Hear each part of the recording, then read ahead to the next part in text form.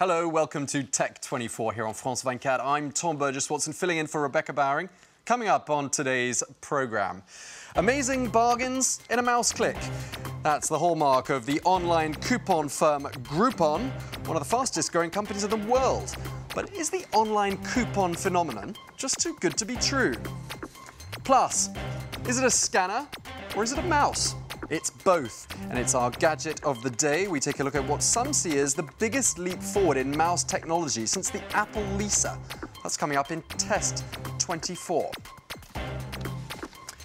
But first, we turn our eye to one of the fastest growing companies in the world, Chicago-based Groupon, which, since it was founded just 3 years ago, seems to have enjoyed rip-roaring success, offering irresistible discounts and sharing the spoils with the merchants. Well, thousands are joining every week, but is it all too good to be true?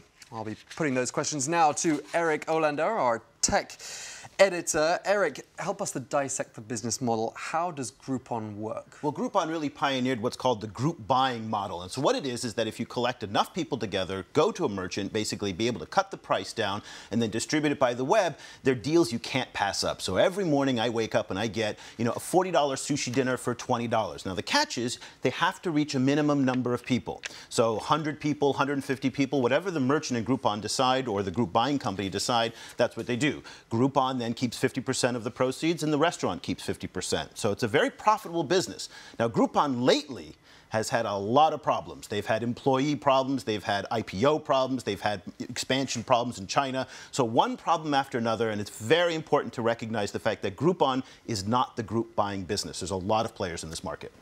Yeah, I was going to say the shine is wearing off. They were once the darling of online selling. And now you say they're not alone. There's a lot of competition out there. Well, the shine is coming off in large part, what most analysts say, by their own fault.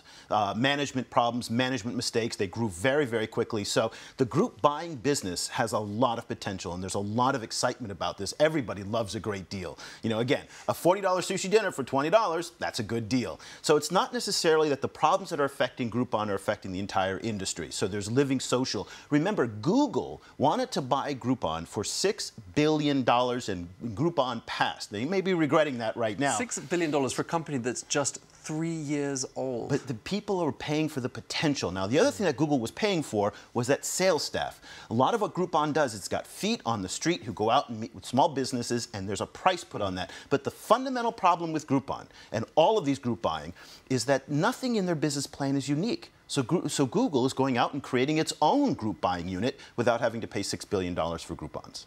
And what is the future of this industry? Where are we heading from here? One word only. Mobile. Really, if you think about getting a coupon when you're walking right in front of a Starbucks, a McDonald's, any of these basically restaurants or any other outlet, and getting that same coupon, that same deal, location-based on your portable phone, because you always have your portable phone with you, that's really where we're going to see the huge potential take off. And there's some concerns, though, about privacy, Well, maybe? again, people are going to kind of give up, the network following you, recognizing that you're in front of a Starbucks and then sending you a coupon for, well, a cheap coffee. All right, Eric, thank you very much indeed for those insights. Time now for a look at today's gadget, Test 24.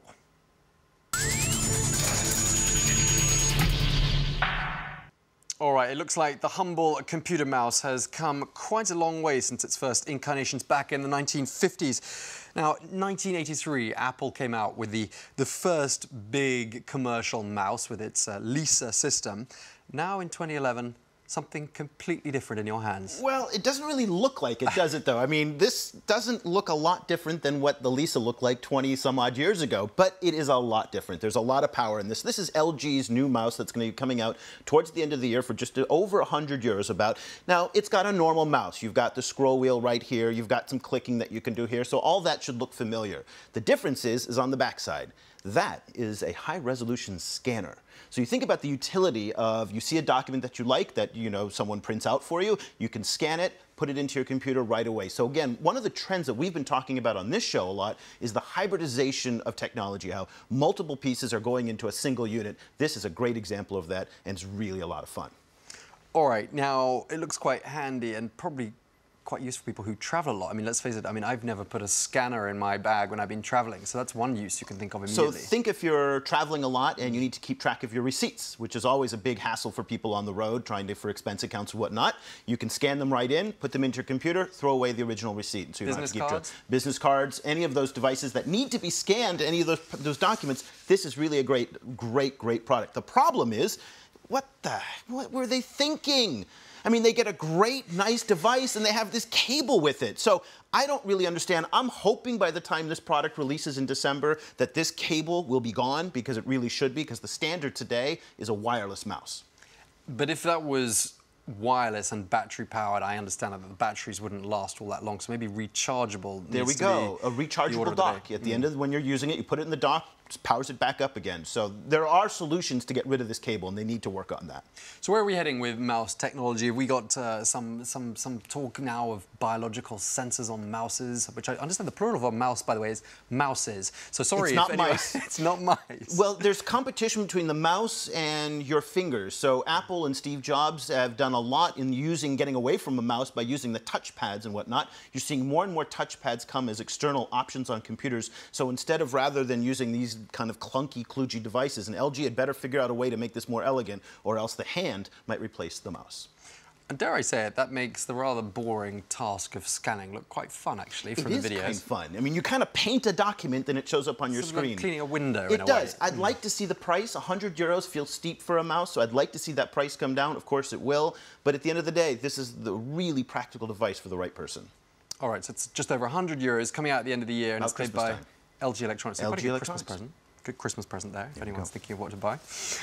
All right, that's it from you, Erik Hollander, and that's about it from this edition of Tech24. You can keep in touch with us, details appearing on your screens there on the social networking sites. But before we go, 1 decade on, now people remembering, the world remembering 9/11, and YouTube, of course, did not exist back on the 11th of September 2001, but videos to honor the victims and really the people who were so involved in the rescue efforts at the World Trade Center, they did exist, and we're going to look at one now, video that was circulated enormously, a song with the title Overcome, and that really became the anthem of the rescue workers at the World Trade Center. That's where we leave you. Thanks for watching. Do stay tuned to France 24. Something would break, 'cause we're running out of time, and I'm overcome,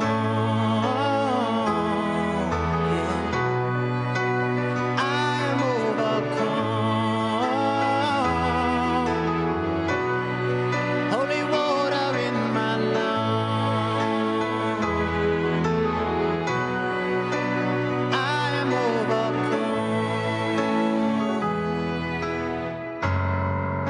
These women in the street pulling out their hair. My master's in the yard, giving light to the unaware. This